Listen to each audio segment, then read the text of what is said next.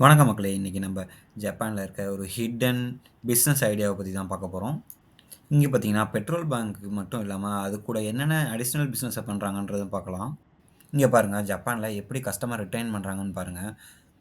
Petrol bunk மட்டும் இல்லாம, car wash, car painting, car repair அது மட்டும் இல்லாம, சரவுண்டிங்ஸ்க்கு யூஸ்ஃபுல்லாவும், அது மட்டும் இல்லாம, அதுலேருந்து ஒரு ரெவென்யூ வரணுன்றதுக்கான ஒரு நல்ல பிசினஸ் தாங்க இந்த லாண்ட்ரி. ஜப்பான்ல பார்த்தீங்கன்னா, வின்டர் ஸ்டார்ட் ஆனனால, எல்லாத்து வீட்லயும் அந்த ட்ரையர்ன்றது இருக்காது. துணி காய போடுறதுக்கு ரொம்ப ரொம்ப கஷ்டமாவும் இருக்கும். அந்த ப்ராப்ளத்த சால்வ் பண்ணக்கூடிய விதமா தாங்க இங்க இன்னோவேட்டிவா எல்லா இடத்துலயுமே இந்த ட்ரையர்ன்ற ஆப்ஷன் வந்து எல்லா இடத்துலயுமே இருக்கும். இங்க பார்த்தீங்கன்னா, அதிகமான எண்ணிக்கையில ட்ரையர்ஸும், அது மட்டும் இல்லாம பெரிய பெரிய வாஷிங் மிஷின்ஸும் இருக்குங்க.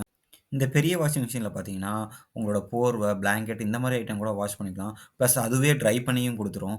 இங்க தான் நம்ம இன்ட்ரஸ்டிங்கான இப்போ ஒரு விஷயத்த பார்க்க போறோம். பார்த்தீங்கன்னா, shoe washer, shoe and chappal washer. Washer மட்டும் இல்லாம, அது கூட ட்ரையருமே அட்டாச் ஆயிருக்குங்க. ரொம்பவே இன்ட்ரஸ்டிங்கா இருக்குல்ல?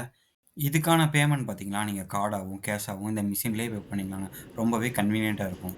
இங்க கஸ்டமருக்கான என்ன சர்வீஸ் குடுக்குறாங்கன்னு பார்த்தீங்கன்னா, ஃப்ரீ வைஃபை குடுக்குறாங்க. 30 மினிட்ஸ் ஆனாலும் நீங்க ஜாலியா உட்காந்து ஃப்ரீயா வைஃபை யூஸ் பண்ணிக்கலாங்க. இது போல ஜப்பான பத்தின புது புது வீடியோக்களுக்கு என்னோட சேனல லைக் பண்ணிட்டு, சப்ஸ்கிரைப் பண்ணிக்கங்க.